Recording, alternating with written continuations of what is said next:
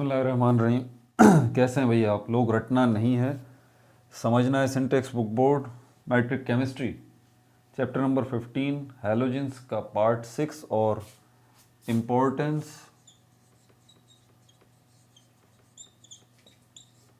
Of halogens का part 2 और final part हम करने जा रहे हैं। कॉपी पेंसिल ले लीजिए, लेक्चर को नोट करना है और मुस्कुराते रहना है। फ्लोरीन की इंपॉर्टेंस को डिस्कस कर चुके, क्लोरीन की इंपॉर्टेंस की तरफ आ जाइए। सेकंड हैलोजन जो है क्लोरीन, इसकी क्या अहमियत है हमारी डेली लाइफ के अंदर, इसको हम डिस्कस करने जा रहे हैं। लेकिन आगे बढ़ने से पहले फिर दोबारा रिमाइंड करा दूं इस बात को कि इसकी दो हैसियतों को अपने जहन में रखिएगा। एक तो क्लोरीन की एलिमेंटल हैसियत है, एलिमेंटल हैसियत जिसमें क्लोरीन एलिमेंट है, क्लोरीन गैस, ठीक है। दूसरी हैसियत है इसकी कंपाउंड की। मिसाल के तौर पर सोडियम क्लोराइड, ये एक कंपाउंड है, कॉमन सॉल्ट है। तो क्लोरीन की बहुत ज़्यादा अहमियत है एलिमेंट की हैसियत से भी, क्लोरीन गैस की शक्ल में भी हमारी डेली लाइफ में, और बहुत सारे कंपाउंड्स में भी क्लोरीन जो है अपना किरदार अदा करती है। मिसाल के तौर पर यहाँ देख लीजिए, सोडियम क्लोराइड बनाने के लिए क्लोरीन लाजमी है। कॉमन सॉल्ट, टेबल सॉल्ट ये होगा तो सोडियम के साथ रिएक्ट होगा और उसके नतीजे में सोडियम क्लोराइड बनेगा। तो ये कंपाउंड है क्योंकि डिफरेंट एटम्स से मिलकर बना है। बहरहाल किस्सा मुख्तसर, आगे चलते हैं। पहला काम जो इसका नोट करते रहें, क्लोरीन का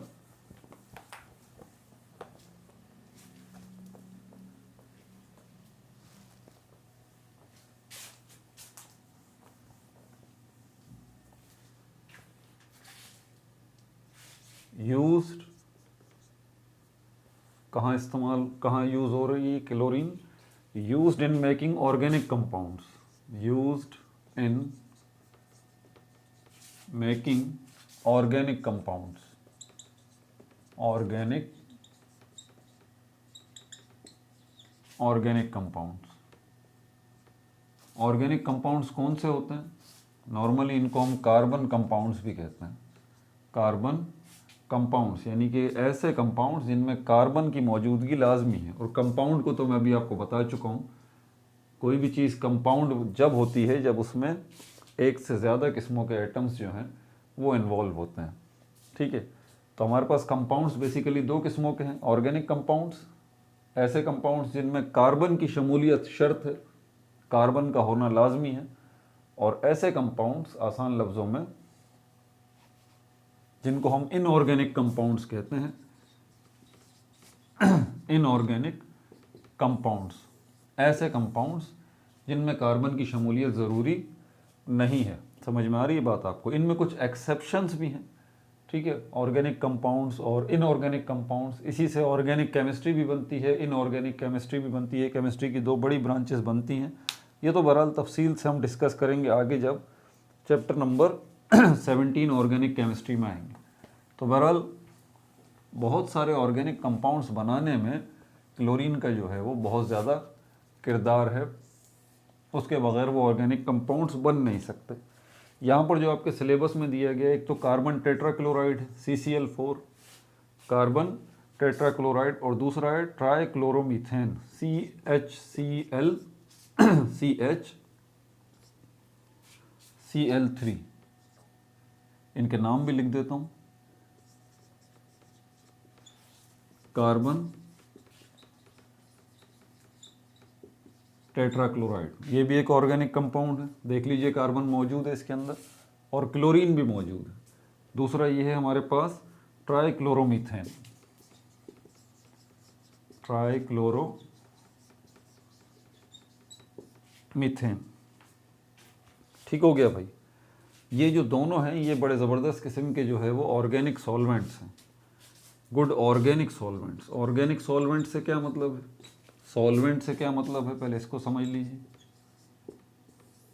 इसके लिए सॉल्यूशन को समझ लीजिए कि सॉल्यूशन क्या होता है। बहुत दफ़ा आपने ये वर्ड सुना होगा, अ मिक्सचर। किसी मिक्सचर को सॉल्यूशन कहा जाता है आसान लफ्ज़ों में। सॉल्यूशन कई किस्मों के होते हैं हमारे पास 3 स्टेट्स हैं so far, solid, liquid, gas. Solid solid से मिल जाए, सॉलिड लिक्विड से मिल जाए, सॉलिड गैस से मिल जाए, गैस गैस से मिल जाए, गैस लिक्विड से मिल जाए, गैस सॉलिड से मिल जाए, लिक्विड लिक्विड से मिल जाए, लिक्विड गैस से मिल जाए, लिक्विड सॉलिड से मिल जाए। इस तरह 9 किस्मों के हमारे पास मुख्तलिफ़ किस्म के सॉल्यूशंस जो हैं वो बनते हैं। समझ में आ रही है बात? इस पर भी डिटेल में बात नहीं करूँगा वरना बात तवील हो जाएगी। तो सॉल्यूशन बेसिकली क्या है? एक मिक्सचर है। मिक्सचर एक ऐसी चीज़ को कहा जाता है जिसमें आप 2 या 2 से ज़्यादा चीज़ों को एक जगह पर इकट्ठा कर दें, लेकिन इकट्ठा करने के बावजूद भी दोनों चीज़ें अपनी इनफरादी हैसियत, इंडिपेंडेंट एंटिटी जो है, इंडिपेंडेंट स्टेट है, उसको बरकरार रखें। मिसाल के तौर पर सोडियम क्लोराइड है और वाटर है। वाटर का फार्मूला जो है वो H2O है। सॉल्ट का फार्मूला ये है। तो पानी, एक बर्तन लीजिए, इसमें पानी लीजिए। पानी लिया है मतलब एक आम इंसान के लिए तो वो पानी है, लेकिन एक केमिस्ट्री के स्टूडेंट्स के लिए वो H2O है। ठीक है? तो ये H2O के साथ, ये पानी के साथ जब आप NaCl को मिक्स करेंगे तो इससे क्या बन जाएगा? इससे सॉल्यूशन बन जाएगा। इस मिक्सचर को, पहली बात, इसको मिक्सचर क्यों कह रहा हूँ? ये सॉल्टी सॉल्यूशन जो बन गया है, नमकीन पानी जो बन गया है, ये मिक्सचर क्यों कह रहा हूँ इसको? क्यों? क्योंकि दोनों एक जगह पर इकट्ठे हो गए हैं। सॉल्ट आपकी नज़रों से गायब हो चुका है, पानी के अंदर चला गया है, लेकिन अब भी सॉल्ट पानी में जाने के बावजूद भी सॉल्ट ही है। कुछ नई चीज़ नहीं बनी वहाँ पर। सॉल्ट सॉल्ट ही अभी भी है और पानी अब भी पानी है। तो बात तो वही है ना कि दो चीज़ें एक जगह इकट्ठी तो हो गई हैं, बज़ाहिर आपकी नज़रों से गायब भी हो गई हैं। जैसे कि सॉल्ट गायब हो गया, तो आपकी नज़रों से गायब होने का मतलब ये नहीं है कि सॉल्ट कुछ और बन गया, नहीं, ऐसी बात नहीं है। सॉल्ट अब भी सॉल्ट ही है उस पानी के अंदर, और पानी भी पानी ही है। दोनों में कोई बदलाव नहीं आया, माँ सिवाय इसके कि ये सोडियम क्लोराइड आयनाइज हो गया है। खैर ये दीगर बात है, आयनाइज होने के बाद भी अब भी उसकी वो हैसियत बरकरार रहेगी। तो ये जो मिक्सचर, ये मिक्सचर कहलाएगा फिर, और इसी मिक्सचर को हम सॉल्यूशन कहते हैं। और इस सॉल्यूशन के 2 हिस्से बन गए हैं अब, एक वो जो ज़्यादा क्वांटिटी में है, एक दूसरा वो जो कम क्वांटिटी में है। बच्चे से भी पूछेंगे कि भाई इस सॉल्ट सॉल्यूशन के अंदर ज़्यादा मिकदार में क्या है, तो वो बताएगा कि भाई इसमें पानी है। कम मिकदार में क्या है? नमक है। तो जो ज़्यादा मिकदार में होता है सॉल्यूशन का वो हिस्सा, दोनों मिल गए हैं, याद रहे, अब ये सॉल्यूशन बन चुका है। ठीक है? लेकिन सॉल्यूशन, ये जो सॉल्ट सॉल्यूशन बना है, इसको हम कहेंगे सॉल्ट सॉल्यूशन। ये किससे मिलके बना है? मैथ्स की ज़बान में समझाऊं तो is equal to solute plus solvent. इससे ये सॉल्ट सॉल्यूशन बना है। सॉल्यूट इसमें क्या है? नमक है। सॉल्वेंट क्या है? इसके अंदर पानी है। ठीक है? तो ये पानी जो है ये ज़्यादा क्वांटिटी के अंदर है, इसलिए इसको सॉल्वेंट कहा जा रहा है। यानी कि सॉल्यूशन का वो हिस्सा जो कि ज़्यादा मिकदार में होता है वो सॉल्वेंट कहलाता है, जो कम मिकदार में होता है वो सॉल्यूट कहलाता है। यहाँ तक तो बात समझ में आ गई सर। तो अब यहाँ पर जो हम देख रहे हैं, कार्बन टेट्राक्लोराइड को और ट्राइक्लोरोमीथेन को, जिसको बनाने में क्लोरीन का किरदार है, कि क्लोरीन जो है, दोनों ऑर्गेनिक कंपाउंड है और इनको बनाने में क्लोरीन का बड़ा गहरा किरदार है। इसके बगैर ये कंपाउंड्स बन नहीं सकते। तो इन कंपाउंड्स को बनाने के लिए क्लोरीन चाहिए। ये कंपाउंड्स ऑर्गेनिक सॉल्वेंट्स के तौर पे इस्तेमाल होते हैं, ऑर्गेनिक सॉल्वेंट्स के तौर पे। अब इसी पानी के अंदर मैं अगर ऑयल को मिक्स करना चाहूँ, अब फ़र्क देखिएगा ज़रा, क्या ऑयल इस पानी में मिक्स हो जाएगा? बिल्कुल भी नहीं होगा। आप भले डाल दें तो यहाँ पर होगा क्या कि ऑयल और वाटर अभी भी आपको बिल्कुल अलग अलग ही नज़र आएंगे, बिल्कुल अलग अलग। पानी के ऊपर इस तरह से ऑयल की एक लेयर बन जाएगी। सॉल्ट वाला चक्कर यहाँ नहीं होगा। इसका आसान सा मतलब ये है कि ऑयल पानी में डिज़ोल्व नहीं हुआ। अब ऑयल को किस में डिज़ोल्व करें? कोई क्या ऐसी दूसरी चीज़ है जो कि पानी का नेमुल बदल हो? जी बिल्कुल है, ये वो चीज़ है, कार्बन टेट्राक्लोराइड या ट्राइक्लोरोमीथेन। इसमें ऑयल जो है वो डिज़ोल्व हो जाएगा आसानी के साथ। वजह क्या है? क्योंकि ऑयल ऑर्गेनिक कंपाउंड है, कार्बन टेट्राक्लोराइड ऑर्गेनिक कंपाउंड है, और ट्राइक्लोरोमीथेन ये भी ऑर्गेनिक कंपाउंड है। ऑर्गेनिक कंपाउंड्स में डिज़ोल्व हो जाते हैं। ये वाला जो केस था हमारे पास, तो सॉल्ट जो है वो भी इनऑर्गेनिक कंपाउंड है और वाटर जो है वो भी इनऑर्गेनिक कंपाउंड है। देख लीजिए दोनों में कार्बन नहीं है, तो ये इनऑर्गेनिक को डिसॉल्व करेगा, ऑर्गेनिक को डिसॉल्व करेगा। तो बहुत सारी हमारे पास ऐसी ज़रूरतें होती हैं जब हमें ऑर्गेनिक कंपाउंड्स को भी डिसॉल्व करना पड़ता है। तो पानी कहाँ से लेके आए भाई? पानी तो बेकार है इसके लिए, इस ऑयल को डिसॉल्व करने के लिए। तो इसके लिए ऑर्गेनिक कंपाउंड के लिए ऑर्गेनिक सॉल्वेंट्स चाहिए, और ये जो हैं वो सॉल्वेंट्स का किरदार अदा करेंगे। जैसे यहाँ पर पानी ने सॉल्वेंट का किरदार अदा किया क्योंकि वाटर क्या था, ग्रेटर इन क्वांटिटी था, ज़्यादा मिकदार में था। तो ये लेके आ जाएं आप, इसके अंदर इसको डिसॉल्व कर लें। ऑयल कम मिकदार में होगा, ये सॉल्यूट होगा, कार्बन टेट्राक्लोराइड ये क्या होगा, ये सॉल्वेंट होगा। इसीलिए इनको कहा जाता है ये ऑर्गेनिक सॉल्वेंट्स हैं। ठीक है भाई, तो ये ऑर्गेनिक सॉल्वेंट्स बन ही नहीं सकते थे अगर क्लोरीन यहाँ पर अपना किरदार अदा ना करती तो। ठीक है भाई, क्लोरीन का एक कंपाउंड हमारी डेली लाइफ में बहुत ज़्यादा इस्तेमाल होता है, एक और है वो भी बता देता हूँ आपको, पीवीसी जिसको कहते हैं, पॉलीविनाइल क्लोराइड। प्लास्टिक आसान लफ्ज़ों में, जिसको उर्फ़ आम में क्या कहते हैं आप, प्लास्टिक कहते हैं। तो प्लास्टिक बनाने के लिए क्लोरीन चाहिए, उसके बगैर जो है वो आप प्लास्टिक नहीं बन सकते। अब देखें कितनी जो है वो प्लास्टिक का यूज़ हो रहा है, मुझे कुछ भी बताने की ज़रूरत नहीं है। प्लास्टिक तो एक नाम है ना, इसका केमिकल नेम क्या है? तो सेकंड यूज़ है, नोट्स में डाल लें, preparation of vinyl chloride. Preparation of vinyl chloride, ये कंपाउंड बनाने में इस्तेमाल होता है क्या, क्लोरीन। क्लोरीन नहीं होगा तो विनाइल क्लोराइड नहीं बनेगा, ये नहीं बनेगा तो प्लास्टिक नहीं बनेगा।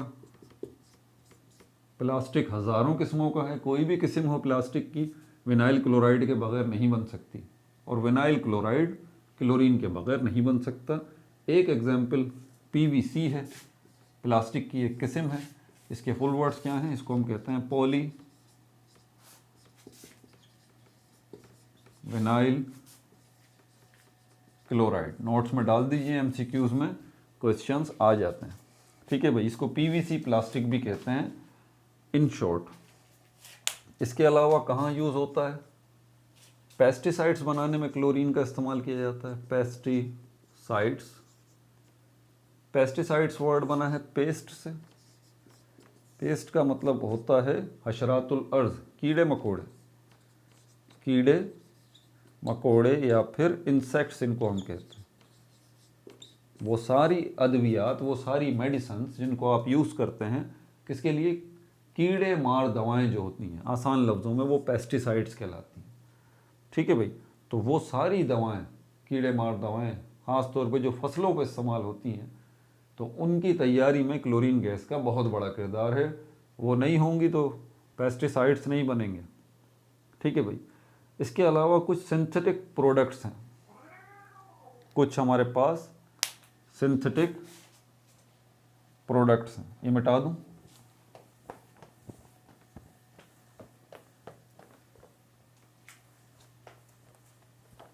कुछ सिंथेटिक प्रोडक्ट्स हैं जैसे कि रबर। लेकिन ये सिंथेटिक वर्ड को ज़रा समझ लें, ये बार बार आता है।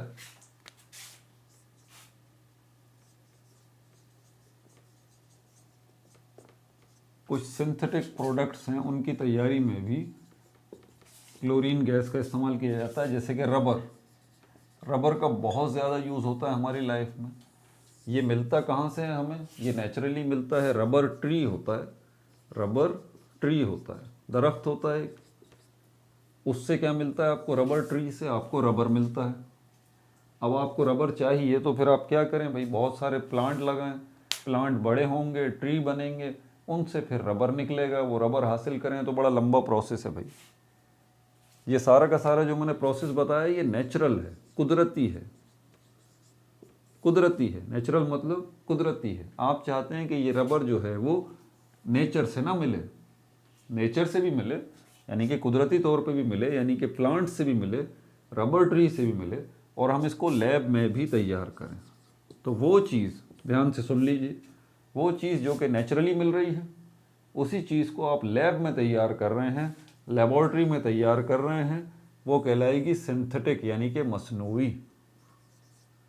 क्या कहलाएगी? सिंथेटिक यानी कि मसनूई। पहले कपड़े बनते थे किससे? सिल्क से बनते थे। उसके लिए सिल्क वर्म यानी कि रेशम के कीड़े पालने पड़ते थे। वो रेशम के कीड़े जो है वो सिल्क बनाते थे, वो सिल्क हासिल किया जाता था, उससे धागा बनता था, उससे सिल्क के रेशम के कपड़े बनते थे। बड़ा लंबा प्रोसेस है और बड़ा महंगा भी होता था। फिर यही सिल्क की तरह का एक फाइबर, धागा, मेन चीज़ तो धागा है ना, जिससे ये सारा सिस्टम बन रहा है, टेक्सटाइल वगैरह ये सब कुछ बन रहे हैं, तो वो धागा ही चाहिए ना। तो वो धागा अब आप लैब में तैयार कर रहे हैं, अब ज़रूरत नहीं है कीड़े पालने की। तो वो बिल्कुल सिल्क का नेमुल बदल है, बड़ी हद तक उससे मिलता जुलता है। इसी तरह कॉटन, कपास जो है वो उसकी फसल लगाएं आप, वो कपास आपको मिलेगी। रुई जो है उससे फिर आप धागा बनाएं, धागे से फिर आप कपड़ा बनाएं, वो कपड़े फिर आप पहने, बड़ा लंबा प्रोसेस है। तो धागा मेन चीज़ है। थ्रेड जो है ना, ये थ्रेड ये मेन चीज़ है, इससे कपड़ा वगैरह सब बनता है, चाहे वो रेशम का हो या फिर कॉटन का हो। अब सिंथेटिक फाइबर आ गया है, मसनूई धागा लैब में तैयार हो रहा है और उसी से कपड़े बनाए जा रहे हैं। ठीक है भाई। तो बहरहाल सिंथेटिक प्रोडक्ट्स, मिसाल के तौर पर जो रबर है, इसकी तैयारी में भी क्लोरीन गैस का किरदार बहुत ज़्यादा है। आगे चलते हैं, और क्या है, नोट्स में डालते रहिए, सारी के नोट्स बन रहे हैं आपके एग्जाम पॉइंट ऑफ व्यू से। और जो एंट्री टेस्ट की तैयारी कर रहे हैं उनके लिए भी बहुत अच्छी इन्फॉर्मेशन है। ड्रिंकिंग वाटर, पीने का पानी जो है वो, उसको साफ करने के लिए drinking water sterilised by chlorine, इसको स्टेरिलाइज करते हैं आप, स्टेरिलाइज बाय क्लोरीन। स्टेरिलाइज का मतलब ये होता है, किसी भी चीज़ को अगर कहा जाए ना इंग्लिश में कि भाई हम इसको स्टेरिलाइज कर दीजिए, तो इसका मतलब जरासीम से पाक कर दीजिए, जरासीम से पाक कर दीजिए, इसका ये मतलब होता है स्टेरिलाइज कर देना। आप डॉक्टर के जाते हैं, उसके पास थर्मामीटर होता है, वो बच्चों के मुंह में भी रखता है, लेकिन वो अब मुंह में रखने से पहले वो क्या करता है, उसके पास एक लिक्विड होता है, ठीक है।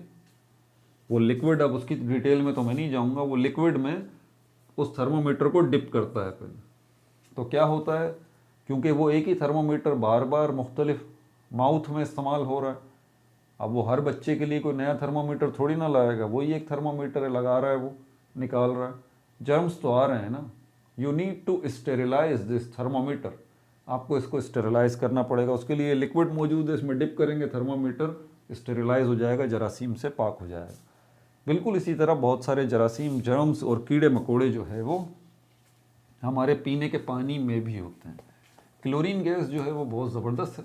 वो क्या करती है कि आपके पानी में, मट्टी को तो कुछ नहीं करेगी क्लोरीन, पानी में मट्टी भी होती है भाई, लेकिन पानी में बहुत सारे कीड़े मकोड़े भी होते हैं, इंसेक्ट्स भी होते हैं और बैक्टीरिया भी होते हैं, जर्म्स भी होते हैं।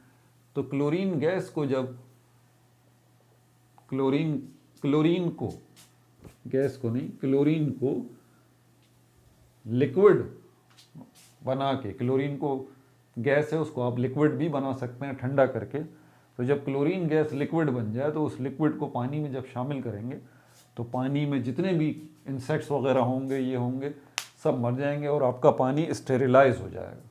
ठीक है भाई। ड्रिंकिंग वाटर, पानी आपका साफ हो जाएगा। इसके अलावा हमारे घरों में जो ड्रेनेज सिस्टम है, इसको भी साफ करने के लिए, ड्रेनेज सिस्टम, इसका मतलब होता है नालियों का निज़ाम, नालियों का निज़ाम। आप अपने घर में ही देख लें, ऊपर वाटर टैंक बना हुआ है, वाटर टैंक, और उससे पानी जो है वो किचन में भी आ रहा है, वॉशरूम में भी आ रहा है, बाथरूम में भी आ रहा है, सहन में भी पानी आ रहा है। कैसे आ रहा है? क्योंकि वहाँ पर जगह जगह नलके लगे हुए हैं, उनके साथ पाइप लगे हुए हैं, वो सारे पाइप जो है वो जाके वाटर टैंक के साथ ऊपर कनेक्ट होते हैं, तो ऊपर से पानी आ रहा होता है। बिल्कुल इसी तरह आपके वॉशरूम्स में, टॉयलेट्स में, बाथरूम में या किचन में भी, जहाँ सिंक लगे हुए होते हैं, वॉश बेसन होते हैं, तो वो गंदा पानी जहाँ जा रहा होता है जिन नालियों के ज़रिए, उसका भी एक अलग निज़ाम होता है।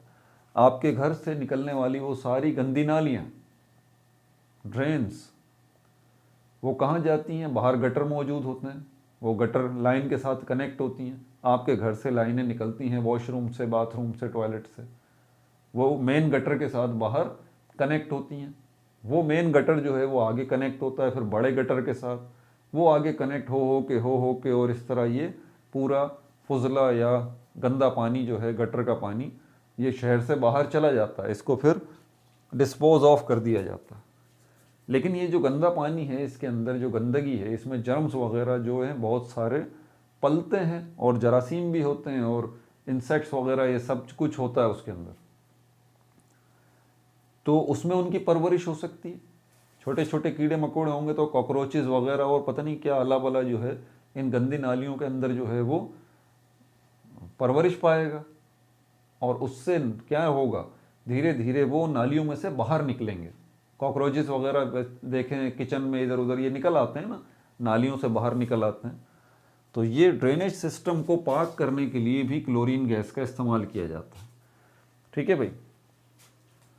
तो इसको कहा जाता है कि ड्रेनेज सिस्टम जो है आपका, नालियों का निज़ाम जो है, इसको पाक करने के लिए, साफ करने के लिए एक वर्ड इस्तेमाल किया जाता है, डिसइंफेक्टिंग ड्रेनेजेस, यानी कि इनको पाक करना, डिसइंफेक्टिंग ड्रेनेजेस, यानी कि नालियों को पाक करना, इनको साफ करना। तो क्लोरीन की मदद से इनकी सफाई भी की जाती है। स्विमिंग पूल्स, आपके आप तफरी वगैरह पे जाते हैं तो स्विमिंग पूल्स जो है वो जाते हैं ना घूमने फिरने, वहाँ पर जो है वो स्विमिंग पूल बना हुआ है, तो काफ़ी फैमिलीज़ हैं आ रही हैं, वो मुश्तरका स्विमिंग पूल होता है सबका, रिक्रिएशनल पॉइंट ऑफ व्यू से, तफरी पॉइंट ऑफ व्यू से। वहाँ पर सब क्या कर रहे हैं, नहाने का इंतज़ाम कर रहे हैं, सब नहा रहे हैं वहाँ पर, एंजॉय कर रहे हैं उस पानी से। अब जब उस एक ही पानी के अंदर इतने बड़े स्विमिंग पूल में इतने मुख्तलिफ़ किस्म के लोग आएंगे, नहाएंगे, तो ऑब्वियस सी बात है वो पानी तो गंदा होगा। तो उस पानी को साफ़ करने के लिए भी क्लोरीन का इस्तेमाल किया जाता है। आपको स्विमिंग पूल में नहाने का इत्तेफाक हुआ होगा, तो क्लोरीन की जो है ना वो एक ख़ास स्मेल है, अजीब सी गंदी गंदी सी, वो आपको महसूस होगी। ठीक है भाई। तो यहाँ भी इसका इस्तेमाल किया जा रहा है। इस स्विमिंग पूल में जितने पैथोजेंस होते हैं, इसी से वर्ड बनता है पैथोलॉजिस्ट, पैथोजेंस। पैथोजेंस मतलब आसान लफ्ज़ों में इनको जर्म्स कहते हैं। इनको डिस्ट्रॉय करने के लिए जो है वो क्लोरीन का इस्तेमाल किया जाता है। ठीक है भाई। अब ये जो जितने भी काम हमने देखे क्लोरीन के, ये तो हो गए। क्या इसके अलावा भी क्लोरीन का और कहीं इस्तेमाल है? और भी बहुत इस्तेमाल है भाई, नोट्स में डालते रहिए, बताता रहूँ साथ साथ।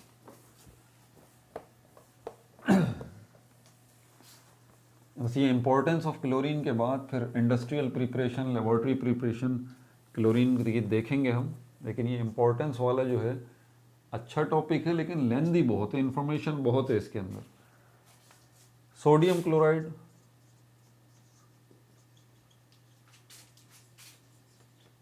जिसको कॉमन सॉल्ट भी कहा जाता है, टेबल सॉल्ट भी कहा जाता है। ये sodium chloride NaCl common salt या टेबल सॉल्ट, या आसान लफ्ज़ों में इसको सॉल्ट भी कहते हैं। सिर्फ आपके खाने में इस्तेमाल नहीं होता, इसके बहुत सारे यूजेस हैं। ठीक है। तो उसकी तैयारी में जो है वो क्लोरीन का इस्तेमाल किया जाता है। इसके हवाले से क्या है, इम्पोर्टेंट डाइट है हमारी, important compound of our daily diet, important compound of our daily diet, रोज़मर्रा की जो खुराक है उसका बहुत बड़ा हिस्सा है ये, जिसको क्या कहा जाता है, कॉमन सॉल्ट या टेबल सॉल्ट। ये भी एक पॉइंट है। इसके अलावा सिर्फ ये आपके कॉमन सॉल्ट जो है वो सिर्फ जायका नहीं देता आपकी ज़बान को, आपके खानों को जायका ही सिर्फ नहीं देता, आपकी बॉडी के अंदर भी इस सॉल्ट की बहुत ज़्यादा ज़रूरत होती है। सॉल्ट या सोडियम क्लोराइड को आयनाइज किया जाए, आपको पता है आपकी बॉडी जो है वो 90% सिर्फ वाटर है। आप कहेंगे कि हमारी बॉडी जो है वो हड्डियां हैं, गोश्त हैं, भाई सब में पानी घुसा हुआ है। आपकी आंखों तक में पानी मौजूद है, ब्रेन तक में पानी मौजूद है। ठीक है। तो पानी, आपकी बॉडी पूरी 90% सिर्फ जो है वो पानी है।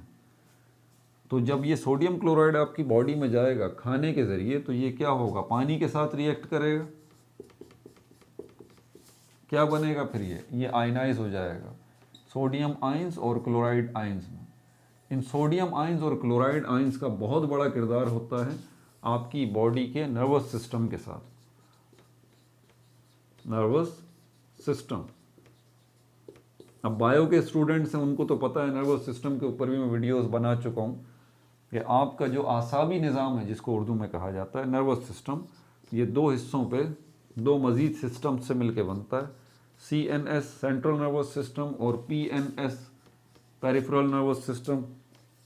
सेंट्रल नर्वस सिस्टम फर्दर फिर आगे किससे मिलके बना है, ब्रेन और स्पाइनल कॉर्ड से। और PNS जो है वो किससे मिलके बना है, नर्व से मिलके बना है। कलेक्टिवली ये पूरा सिस्टम क्या काम कर रहा है, कम्युनिकेशन का काम कर रहा है, कम्युनिकेशन। कम्युनिकेशन मतलब राब्ते का काम कर रहा है। कौन से राब्ते हो रहे हैं, कौन सा कम्युनिकेशन हो रहा है हमारी बॉडी के अंदर, ये आपकी पूरी बॉडी के ऑर्गन्स जो हैं, हाथ पैर दिल जिगर लिवर जो है, ये सब का जितने भी आपकी बॉडी के ऑर्गन्स हैं, ये काम कर ही नहीं सकते जब तक कि ये आपस में इंटरेक्ट ना हो, इनका आपस में राब्ता ना हो। और आपस में राब्ता होने के साथ साथ इन सारे ऑर्गन्स का आपके दिमाग के साथ राब्ता ना हो। और ये राब्ता किस शक्ल में होता है, ये राब्ता इलेक्ट्रिक करंट की शक्ल में होता है। और इलेक्ट्रिक करंट के लिए आयंस चाहिए होते हैं, ये बात आपको पता है जिन्होंने इलेक्ट्रोकेमिस्ट्री या इलेक्ट्रोलाइसिस के प्रोसेस को अच्छा समझा है। और ये आयंस जो हैं ये सोडियम के आयंस होते हैं। यही आयंस जो हैं ये इलेक्ट्रिक करंट के फ्लो का बायस बनते हैं आपकी पूरी बॉडी के अंदर। तो समझ जाइए कि सोडियम क्लोराइड का कितना बड़ा किरदार है। क्लोराइड आयंस जो हैं इनका भी बिल्कुल इसी तरह किरदार है। आपकी एक बॉडी के एक हिस्से में जो है वो सोडियम आयंस जो है वो कम्युनिकेशन में अपना किरदार अदा कर रहे हैं, तो आपकी बॉडी के दूसरे हिस्से में क्लोराइड आयंस जो हैं वो भी कम्युनिकेशन में अपना जो है वो किरदार अदा कर रहे हैं। ठीक है भाई। इसके अलावा आपके स्टमक में जो हाइड्रोक्लोरिक एसिड होता है, आपका स्टमक जो मैदा है आपके डाइजेस्टिव सिस्टम का, उसमें आपको पता है आपका जो स्टमक है वो एक एसिड भी प्रोड्यूस करता है। कौन सा एसिड प्रोड्यूस करता है, HCl, hydrochloric acid. Strong acid है लेकिन आपके स्टमक को नुकसान नहीं पहुंचाता, आपके इंटरनल ऑर्गन्स को ये एसिड नुकसान नहीं पहुंचाता, हालांकि आपकी बॉडी में ही ये प्रोड्यूस हो रहा है। ठीक है, आपके स्टमक में हाइड्रोक्लोरिक एसिड जो है वो प्रोड्यूस हो रहा है। कहाँ से बनाएगा आपका स्टमक हाइड्रोक्लोरिक एसिड, सवाल ये पैदा होता है। वो जब ही बना पाएगा इसको जब हाइड्रोजन आयंस और क्लोराइड आयंस मिलेंगे उससे। ठीक है ना भाई, ये दोनों आयंस जो हैं वो फिर मिलेंगे, तब जाके क्या बनेगा, हाइड्रोक्लोरिक एसिड बनेगा। और तभी जाके स्टमक जो है उस हाइड्रोक्लोरिक एसिड को रिलीज करेगा। इसकी कंसंट्रेशन सिर्फ 0.5% होती है, यानी कि बहुत ही डाइल्यूट एसिड होता है ये गाढ़ा एसिड नहीं होता, बहुत डाइल्यूट एसिड होता है। इसकी कंसंट्रेशन ये होती है हाइड्रोक्लोरिक एसिड की। तो हाइड्रोक्लोरिक एसिड बनाने के लिए स्टमक को हाइड्रोजन आयंस तो किससे मिल जाएंगे, वाटर से, H2O। आपकी बॉडी 90% वाटर है ना, तो ये भी तो वाटर भी तो आयनाइज होता है हाइड्रोजन आयंस और हाइड्रोक्साइड आयंस में। तो हाइड्रोजन आयंस तो यहाँ से मिल जाएंगे। क्लोराइड आयंस कहाँ से मिलेंगे, क्लोराइड आयंस NaCl से मिलेंगे, उस सोडियम क्लोराइड से मिलेंगे जो कि आप अपनी डाइट में लेते हैं। ठीक है भाई। और इस हाइड्रोक्लोरिक एसिड का किरदार क्या है, इस हाइड्रोक्लोरिक एसिड का किरदार जो है वो क्या है कि ये जो है वो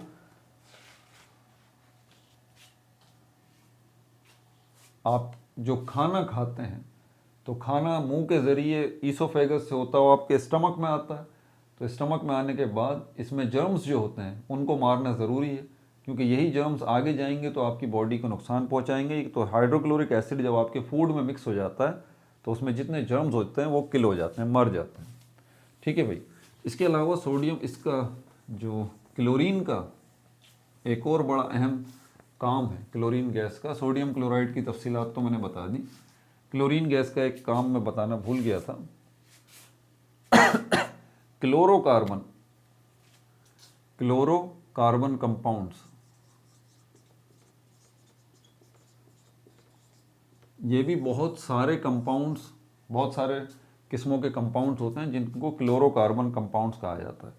इसमें एक एग्जांपल हमारे पास डीडीटी होती है। अगर ये सुना हो आपने डीडीटी, तो ये स्प्रे होता है बेसिकली। इसको नॉर्मली कहते हैं मच्छर मार स्प्रे। पहले होता था, आजकल तो होता ही नहीं है। बल्दिया वाले बाकायदा शहरों में इधर उधर ये मच्छर मार स्प्रे करते थे। वो जो स्प्रे होता था उसको कहते थे डीडीटी स्प्रे।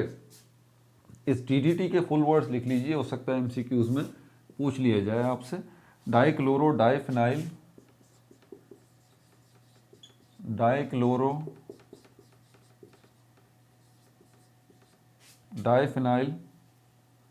ई नहीं आएगा, ट्राइक्लोरो इथेन।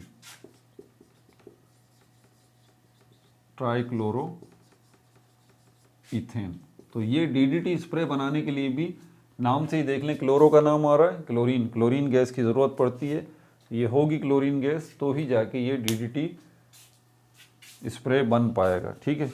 और ये डीडीटी स्प्रे जो क्या है, ये क्लोरोकार्बन कंपाउंड है, बहुत सारे दूसरे कार्बन कंपाउंड्स में से एक, ठीक है भाई।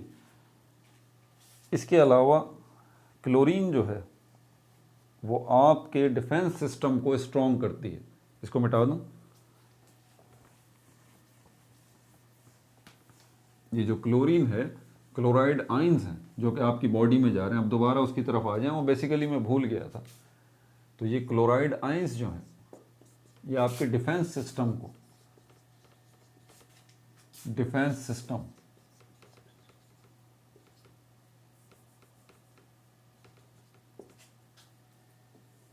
डिफेंस का मतलब होता है दिफा। कोई आप पे हमला कर दे तो आप उस हमले को रोक के अपने आप को महफूज कर सकें, इसको उर्दू में कहा जाता है आपने अपना दिफा कर लिया, इसी को कहा जाता है डिफेंस सिस्टम। तो क्या हमारी बॉडी के अंदर भी कोई ऐसा दिफाई निज़ाम मौजूद है? जी बिल्कुल मौजूद है भाई, अल्लाह ताला ने बनाया हुआ है। उसी दिफाई निज़ाम को इम्यून सिस्टम कहा जाता है, इम्यून सिस्टम।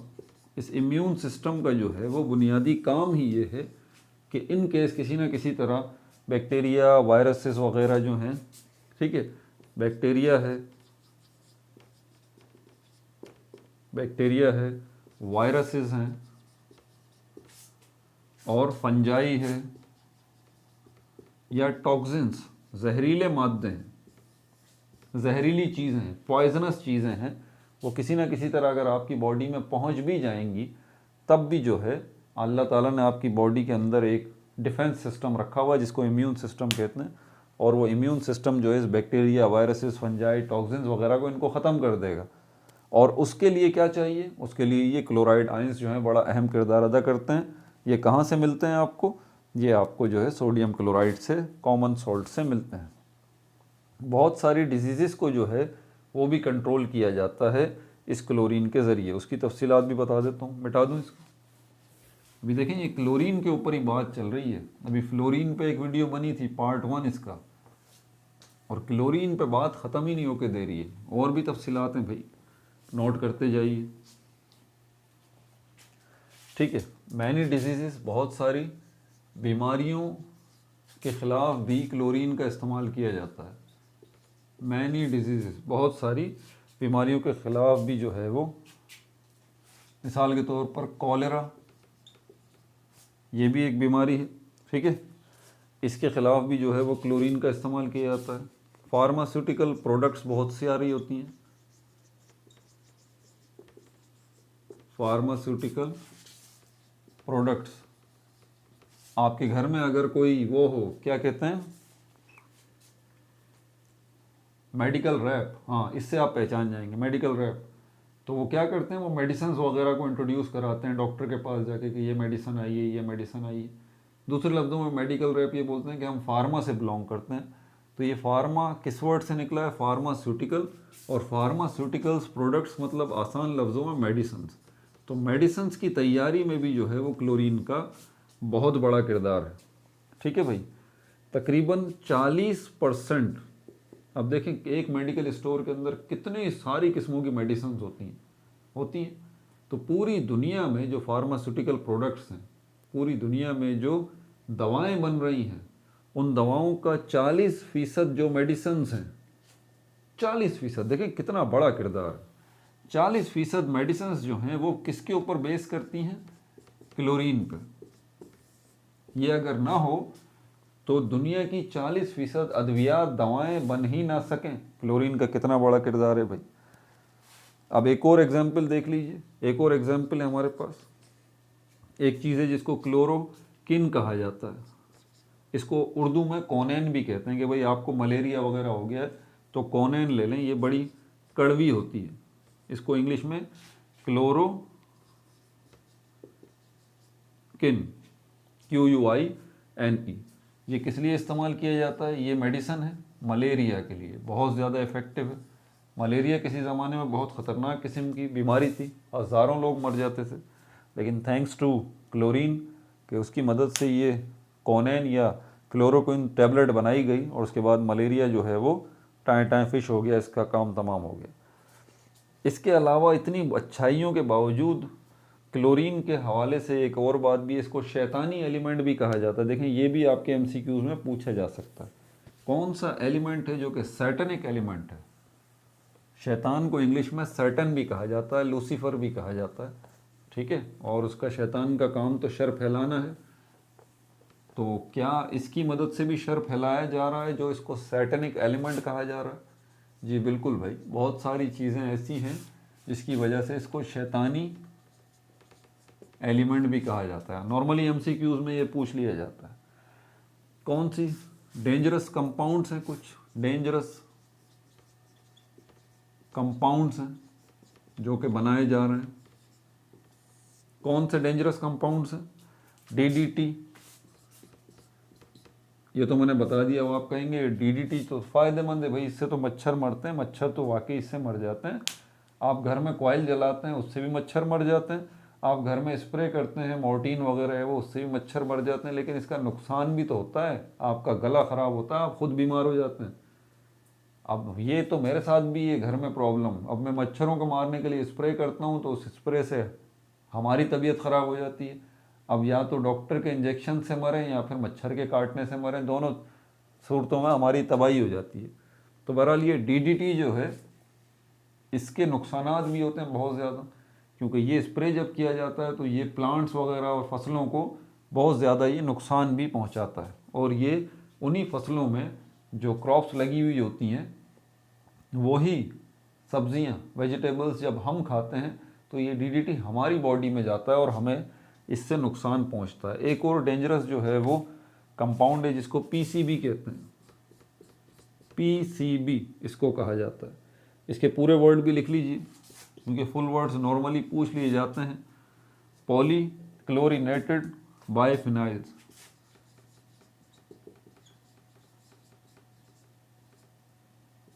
पॉलीक्लोरिनेटेड बाइफिनाइल्स, ये इसके फुल वर्ड्स हैं।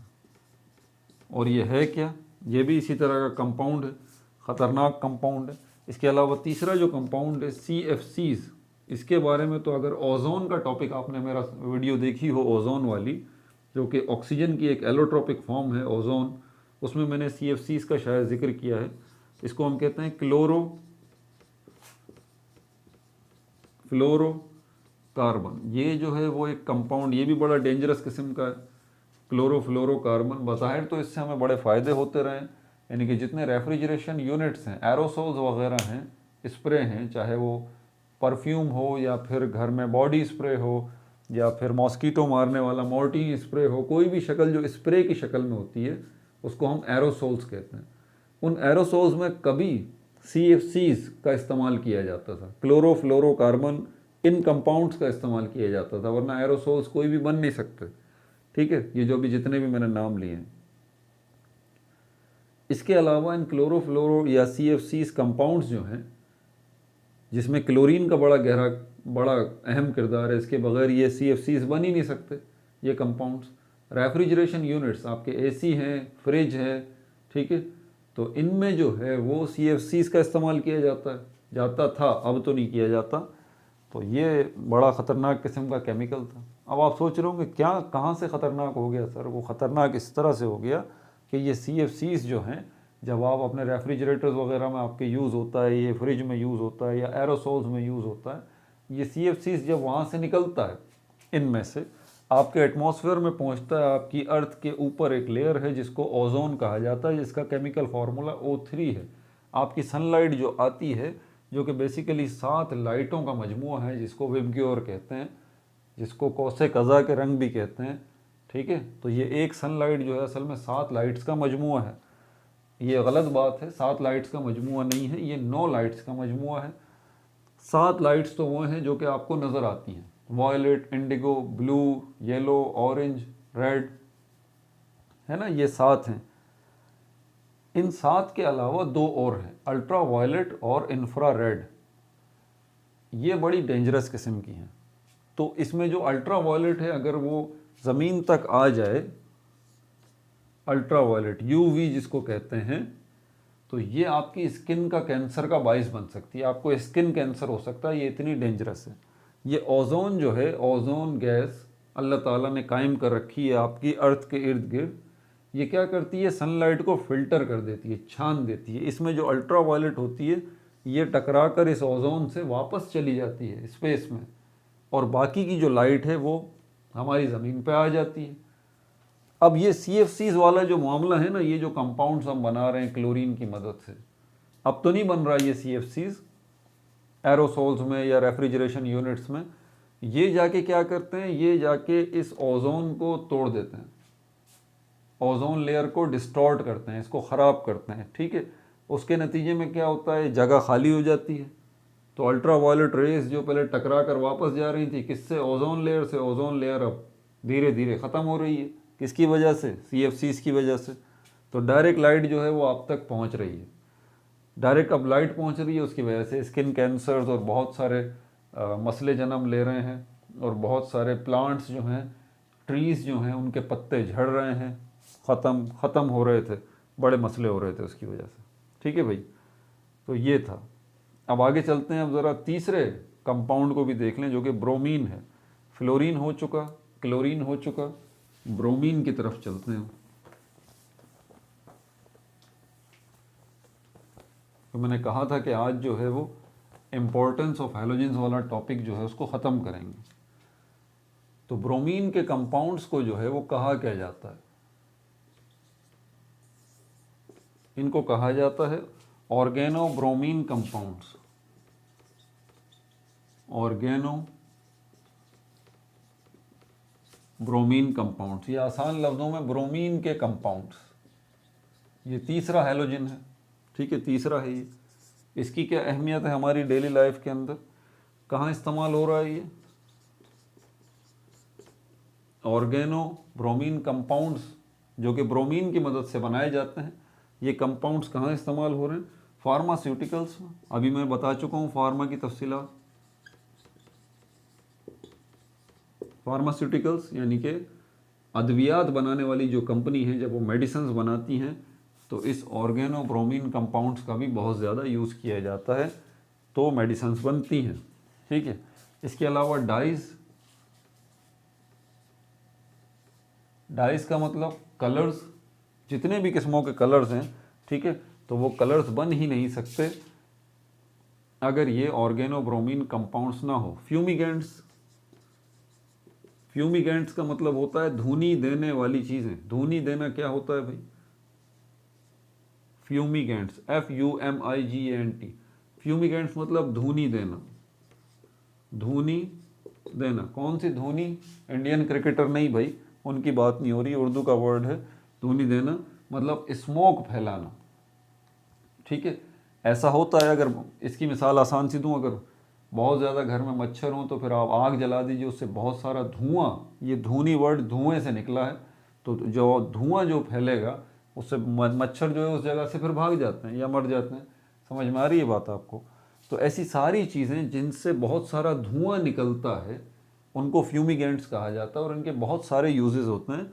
और इन सारे फ्यूमिगेंट्स को बनाने के लिए ये किन से बनते हैं फ्यूमिगेंट्स? ये ऑर्गेनो ब्रोमीन कंपाउंड से बनते हैं, और ऑर्गेनो ब्रोमीन कंपाउंड्स किससे बनते हैं? ब्रोमीन से बनते हैं। ठीक है भाई। इसके अलावा पेस्टिसाइड्स बनाने में भी ये कंपाउंड्स का बहुत ज़्यादा इस्तेमाल है। पेस्टिसाइड्स में ऑलरेडी एक्सप्लेन कर चुका हूँ। क्लोरीन जो है उसको भी यूज़ किया जाता है पेस्टिसाइड्स जो है वो बनाने के लिए। इसके अलावा ये जो कंपाउंड्स हैं ये ऑर्गेनो ब्रोमीन कंपाउंड्स है। ठीक है। सिर्फ ब्रोमीन कंपाउंड्स जो हैं, सिर्फ ब्रोमीन कंपाउंड्स, यानी कि उसके अंदर ऑर्गेनो वाला सिस्टम नहीं है, यानी कि ऑर्गेनिक टच नहीं है उसके अंदर, कार्बन नहीं है। ठीक है। तो समझ जाइएगा, ऑर्गेनो ब्रोमीन कंपाउंड्स मतलब ऑर्गेनिक से निकला है, मतलब कार्बन से निकला है। तो ब्रोमीन के साथ कार्बन का कनेक्शन। लेकिन अगर सिर्फ ब्रोमीन कंपाउंड थे, इसमें कार्बन नहीं है, उनका कहीं यूज़ है, बहुत जगह यूज़ है। फायर एक्सटिंग्विशर्स, आग बुझाने वाले जितनी चीज़ें हैं,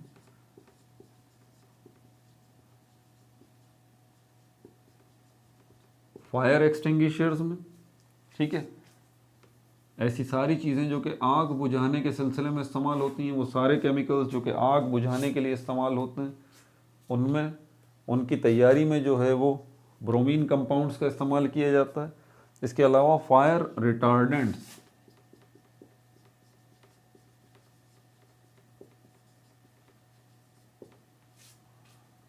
फायर रिटार्डेंट, आग की तपिश को कम करना। देखें ना, आप कभी बहुत सारे ऐसी जगहों पे ज़रूरत आपको पड़ती है कि आप चाहते हैं फायर, आग जो है वो तेज़ हो जाए, कुछ जगहों पे आप चाहते हैं कि आग जो है वो स्लो हो जाए, तो उसको कहते हैं रिटार्ड करना, आग की तपिश को कम करना। तो ऐसी चीज़ें इस्तेमाल की जाती हैं जिसकी मदद से आप ये चाहते हैं कि भाई आग बुझे भी ना, लेकिन आग जो है उसकी तपिश में थोड़ी कमी आ जाए, उसकी इंटेंसिटी में थोड़ी कमी आ जाए। तो ऐसे कंपाउंड्स यूज़ किए जाते हैं जो कि फायर को रिटार्ड कर सकते हैं, उसको धीमा कर सकते हैं। ठीक है। इसके अलावा जो है वो ब्रोमीन का एक कंपाउंड है जिसको हम कहते हैं सिल्वर ब्रोमाइड, सिल्वर ब्रोमाइड। ये इनऑर्गेनिक कंपाउंड है। पहली बात, ऑर्गेनिक कंपाउंड नहीं है, यानी कि ब्रोमीन, ये देख लें, सिल्वर है और ब्रोमीन है, कार्बन नहीं है इसके अंदर, तो ये इनऑर्गेनिक कंपाउंड हुआ। दूसरा, इसका इस्तेमाल कहाँ किया जाता है? सिल्वर ब्रोमाइड का बहुत बड़ा इस्तेमाल किसमें? फोटोग्राफिक फिल्म्स के अंदर। फोटोग्राफिक फिल्म्स के अंदर, फोटोग्राफिक फिल्म्स का सुन के हो सकता है नए बच्चों के जहन में मूवीज़ आ रही हूँ। नहीं भाई, मूवीज़ नहीं, फिल्म का मतलब यहाँ पर मूवीज़ नहीं है। फिल्म का मतलब है एक ऐसी चीज़ जो कि सनलाइट को अपने ऊपर रोक सके और सनलाइट के अंदर जो पिक्चर है उसको अपने ऊपर पेस्ट कर सके। दोबारा अपनी बात रिपीट कर रहा हूँ, फिल्म्स किनको कहा जाता है? ऐसी चीज़ों को, ये चीज़ें हैं कि जब आप इनको सनलाइट के सामने करेंगे, तो सनलाइट या किसी भी लाइट के सामने आप करेंगे, लाइट जब इनसे पर टकराएगी, टकरा कर वापस आएगी, उस लाइट में जो कुछ भी होगा वो इसके ऊपर टकराने के बाद क्या होगा? पेस्ट हो जाएगा। लाइट आएगी, मिसाल के तौर पर लाइट एक पिक्चर लेके आ रही है और जाके जब इस पर टकराएगी और टकरा कर वापस जाएगी, तो लाइट जो पिक्चर ला रही थी वो इसके ऊपर पेस्ट हो जाएगी। लाइट टकरा कर वापस चली गई। आपने इस फिल्म में से अब इस पिक्चर को अलहदा कर लिया। अब कैसे करेंगे उस पिक्चर को अलहदा? ये आप खुद थोड़ा सा इन्वेस्टिगेशन गूगल पे कर लें। बहरहाल ऐसी सारी चीज़ें फिल्म्स कहलाती हैं और इनको हम कहते हैं, फोटो का मतलब लाइट, ग्राफिक का मतलब पिक्चर। ऐसी पिक्चर्स जो कि फ़ोटो या लाइट की मदद से बनाई जा रही हों, और ऐसी सारी चीज़ों को फिल्म्स कहा जाता है जो कि इस काम में इस्तेमाल हो रही हैं। तो ये फिल्म्स बनती किस चीज़ की मदद से हैं? इस कंपाउंड की मदद से बनती हैं जिसको सिल्वर ब्रोमाइड कहा जाता है। और ये कंपाउंड किसकी मदद से बनता है? ब्रोमीन की मदद से। समझ आ रही है बात? अब चलते हैं यहाँ पर आयोडीन को भी देख लेते हैं। एस्टाटाइन का तो इतना कोई काम ही नहीं है, आयोडीन के हवाले से भी थोड़े बहुत काम है, वो भी बता देता हूँ।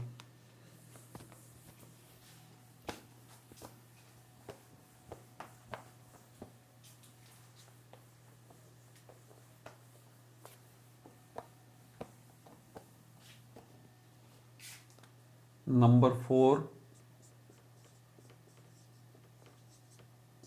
आयोडीन।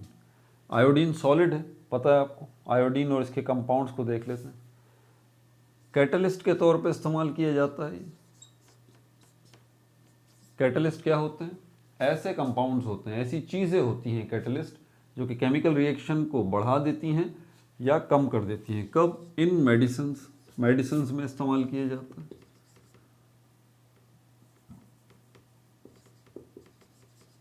मेडिसिन्स की तैयारी में एज अ कैटलिस्ट जो है वो आयोडीन का इस्तेमाल किया जाता है। फोटोग्राफिक फिल्म इमल्जन, इसमें आयोडीन का इस्तेमाल किया जाता है। फोटोग्राफिक फिल्म इमल्जन, ये इमल्जन क्या है ये भी अभी आपको बता देता हूँ। ई से आता है, सॉरी, ये फोटोग्राफिक फिल्म इमल्जन, इसको कहा जाता है सिल्वर आयोडाइड। इसका केमिकल फार्मूला है, केमिकल नेम है, नोट कर लीजिए। तो फोटोग्राफिक फिल्म इमल्जन, इसकी तो मैं अभी डिटेल्स नहीं बता सकता आपको, ठीक है, वरना बात फिर बहुत ज़्यादा तवील हो जाएगी। इन एनालिटिकल केमिस्ट्री, एनालिटिकल केमिस्ट्री में आयोडीन का यूज़ किया जाता है। ये एनालिटिकल केमिस्ट्री क्या है? आप कोई भी चीज़ में ला के आपको दे देता हूँ, एक पत्थर आपको ला के दे देता हूँ या कोई भी लिक्विड आपको ला के दे देता हूँ, मैं बोलता हूँ भाई बताओ ज़रा कि ये किससे मिलके बना है। आप बोलेंगे कि ये मैटर तो है, पत्थर एक ला के दे दिया। और मैंने आपसे पूछा आप केमिस्ट हैं, आप बोलते हैं हाँ मैं केमिस्ट हूँ, ठीक है। अगर आप केमिस्ट हैं तो फिर ये बताएं ये पत्थर किससे मिलके बना है? आप कहेंगे एटम्स से मिलके बना है। तो वो बोलेगा भाई इतना तो मुझे पता है कि ये पत्थर एटम्स से मिलके बना है, लेकिन ये तो बताइए कि कौन से एटम्स से? एटम्स तो 118 किस्मों के हैं। हाइड्रोजन के एटम से मिलके ये पत्थर बना है, क्लोरीन के एटम से, ब्रोमीन के एटम से, आयोडीन के एटम से, लिथियम के, कॉपर के, सिल्वर के, कौन से एटम से मिलके बना है? क्या इस पत्थर के अंदर एक ही किस्मों के एटम्स हैं या इसमें एक से ज़्यादा किस्मों के एटम्स हैं? हो सकता है कॉपर और आयोडीन जो है उसके एटम्स ने मिलकर ये पत्थर बनाया हो। तो एटम्स से मिलकर ये पत्थर तो बना है, लेकिन कौन से एटम्स से मिलकर बना है? अब आप परेशान हो जाते हैं। फिर आपको याद आता है कि यार मेरा जो दोस्त है एक, वो केमिस्ट्री डिपार्टमेंट में है, एनालिटिकल केमिस्ट्री डिपार्टमेंट के अंदर है। बेसिकली एनालिटिकल केमिस्ट्री, केमिस्ट्री की यही तो ब्रांच है जिसका काम ही ये है, अननोन चीज़ों के बारे में जानना कि वो चीज़ें किस किस्म के एटम्स से मिलके बनी हैं। आसान लफ्ज़ों में जिसको अभी मैं समझा रहा हूँ आपको, इसको समझ जाइए। तो आपको पता नहीं है कि ये एक चीज़ है, मिसाल के तौर पर ये मार्कर ही ले लीजिए, एटम से मिलके बना है, ठीक है, कौन सी किस्मों के एटम से मिलके बना है भाई? ये अगर जानना है तो एनालिटिकल केमिस्ट के पास जाइए, उसके पास सारे हथियार मौजूद हैं, सब चीज़ें उसके पास मौजूद हैं, उसके पास जो है वो सारे टूल्स मौजूद हैं, डिवाइसेस मौजूद हैं। तो वो इसको लेगा, इसका एक सैंपल लेगा, उस पर वर्कआउट शुरू कर देगा और आखिर में बता देगा कि भाईजान ये इसमें हाइड्रोजन के एटम्स हैं, क्लोरीन के भी एटम्स हैं, ब्रोमीन के भी, आयोडीन के भी, लिथियम के भी, कॉपर के भी, जो जो भी होंगे वो बता देगा। तो एनालिटिकल केमिस्ट्री के अंदर भी जो है वो आयोडीन का बहुत ज़्यादा इस्तेमाल किया जाता है। आयोडीन आइंस जो हैं इनका यूज़ कहाँ किया जाता है? आयोडीन आइंस, जिनको आयोडाइड आइंस कहते हैं, ये आई के ऊपर ये माइनस बना हुआ होता है। ये क्या कहाँ इस्तेमाल होते हैं?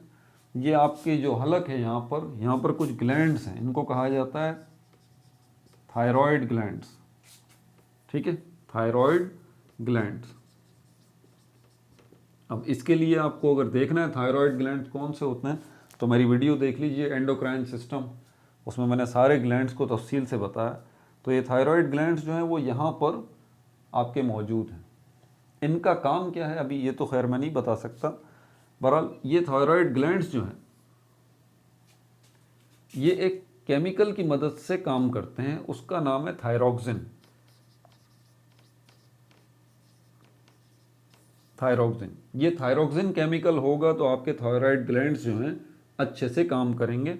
और इस थायरोक्सिन को बनाने में ये आयोडीन के आइंस हैं, इनका बहुत बड़ा किरदार है। आयोडीन के आइंस जो हैं वो मौजूद होंगे आपकी बॉडी के अंदर तो ये थायरोक्सिन बनेगा। थायरोक्सिन बनेगा तो थायराइड ग्लैंड्स आपके काम करेंगे और आपकी पूरी बॉडी जो है वो प्रॉपर फंक्शन कर पाएगी। और अगर इसकी कमी हो जाएगी, डेफिशिएंसी हो जाएगी, तो इसका नतीजा क्या निकलेगा? इसका नतीजा ये निकलेगा जो मैं बोर्ड पे अब लिख रहा हूँ।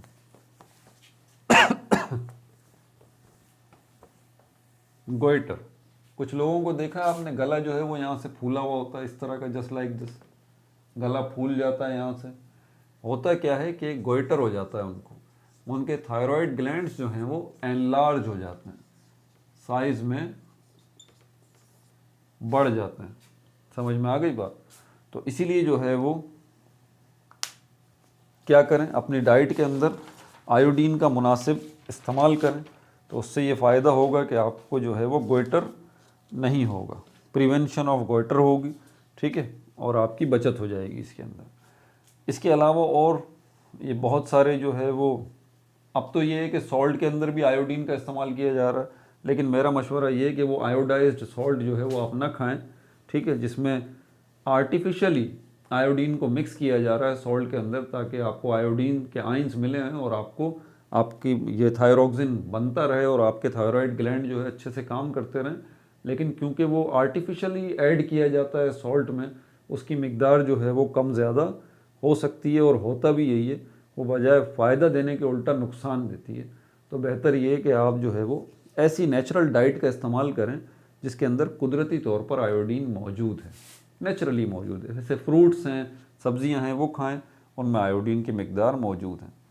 इसके अलावा जो है वो, अगर आपको ज़ख़म वगैरह लग जाते हैं तो क्या वो टिंक्चर लगाते हैं? होता है ऐसा, टिंक्चर एक लगाते हैं। आप जाते हैं डॉक्टर के पास तो आपके ज़ख़्मों की सफाई होती है। आपकी ज़ख़्मों की सफाई से क्या मतलब है?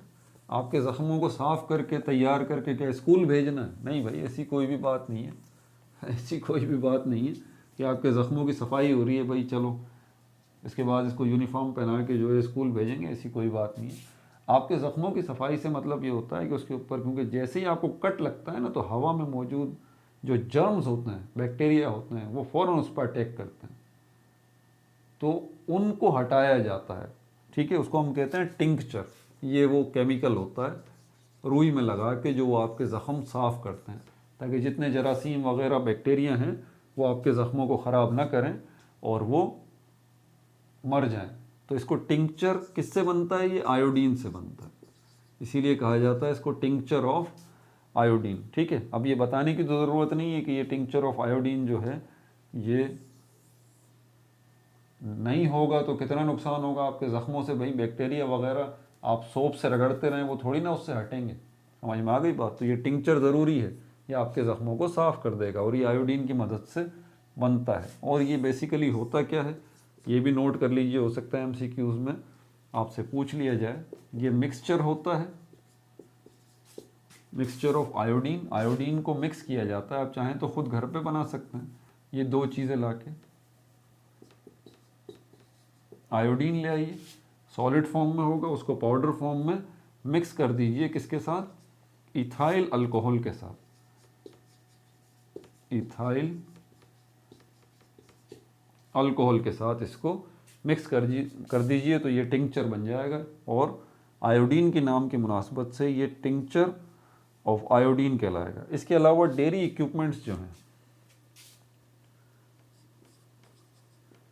डेयरी इक्विपमेंट्स, बहुत सारे डेयरी का सामान होता है, डेयरी इक्विपमेंट्स। अब मैं ये मत समझिएगा कि वो डेयरी जो है, वो जो बाज़ार में डेयरी जहाँ आप जाते हैं जहाँ से आपको दूध मिलता है, नहीं भाई ऐसी बात नहीं है। मैं उन डेयरी फार्म्स की बात कर रहा हूँ जहाँ पर बड़े पैमाने पर ये दूध की सफाई वगैरह, दूध की तैयारी की जाती है, निकाला जाता है। वहाँ बड़े बड़े किस्म के इक्विपमेंट्स होते हैं जो डेयरी इक्विपमेंट्स कहलाते हैं। उनकी सफाई के लिए, उनकी सफाई के लिए, उनकी क्लीनिंग के लिए, उनकी क्लीनिंग के लिए, उनकी सफाई के लिए भी जो है इसी आयोडीन का इस्तेमाल किया जाता है। अपना बहुत ज़्यादा ख्याल रखिएगा। हैलोजन का पार्ट 6 जो है वो हो चुका है। मैं हकीकतन थक गया हूँ, ये हैलोजन की इम्पोर्टेंस इतनी ज़्यादा है बता बता के कि 2 वीडियोस के अंदर ये जाके निपटा है। अगला टॉपिक जो है वो हमारा शुक्र है थोड़ा टेक्निकल होगा, ठीक है। उसके अंदर हम क्या देखेंगे? क्लोरीन की प्रिपरेशन देखेंगे, लेबॉर्ट्री प्रिपरेशन और इंडस्ट्रियल प्रिपरेशन। अपना बहुत ज़्यादा ख्याल रखिएगा। No like no subscribe, only share.